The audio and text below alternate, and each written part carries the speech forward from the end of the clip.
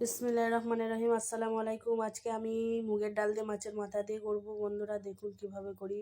মুগের ডালটা প্রথমে ভেজে নিচ্ছি, নিয়ে পানি দিয়ে সেদ্ধ করতে দিয়ে দেবো। আমি ডালটা ধোবো না, ধুলে ডালের গন্ধটা চলে যাবে।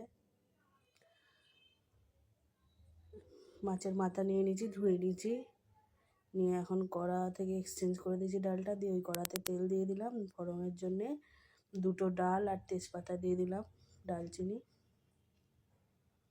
দিয়ে এখন পেঁয়াজ দিয়ে একটু ভাজা ভাজা করব।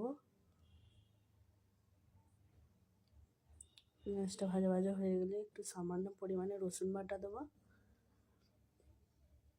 একটা কাঁচা লঙ্কা কুচিয়ে দেবো, একটু নুন দেবো, একটু হলুদ গুঁড়ো আর একটু ধনিয়া গুঁড়ো, বাস আর কিছু দেবো না। জিরের গুঁড়ো লঙ্কা গুঁড়ো দেবো না, এটা জাস্ট সাদা সিম্পল হবে তরকারি। বেশি মশলা দিলে মুগের ডালে ভালো হয় না, টেস্ট হয় না। এখন একটু পানি দিয়ে ভালো করে কষাবো।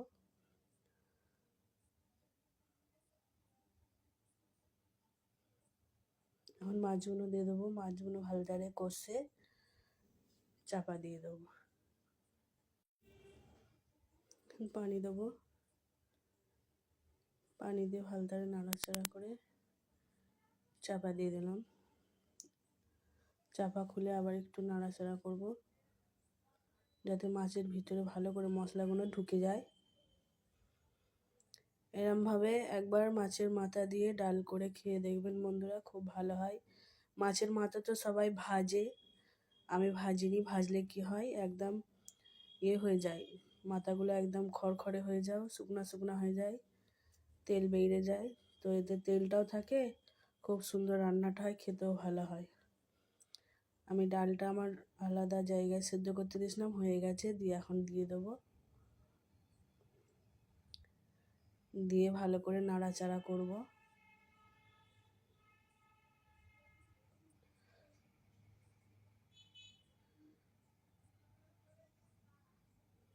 ভালো করে নাড়াচাড়া করে এখন আমি ওই হাঁড়িটা ধুয়ে পানি দিয়ে দেবো, দিয়ে চাপা দিয়ে দেবো।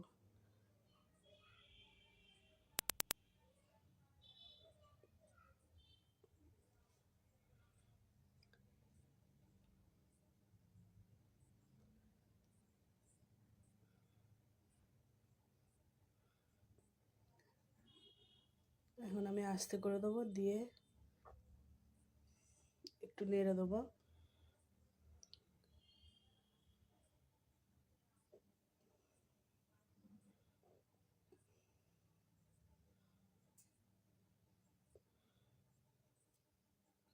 দিয়ে এখন চাপা দিয়ে দেবো একটু। এখন খুলে একটু, এখন এই মুহূর্তে একটু ঘি দিয়ে দেবো, দিয়ে নাড়াচাড়া করে নেবো। না আবার খানিকক্ষণ আগে ঘি দিয়ে একটু ফুটে নামিয়ে নেবেন।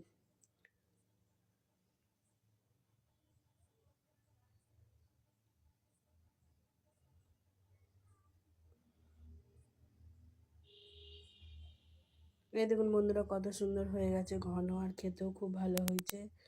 এরকম বাইনে একবার দেখবেন। ভিডিওটা ভালো লাগলে লাইক দেবেন, শেয়ার করবেন, সাবস্ক্রাইব করবেন, ফেসবুকে ফলো দেবেন। সবাই ভালো থাকবেন।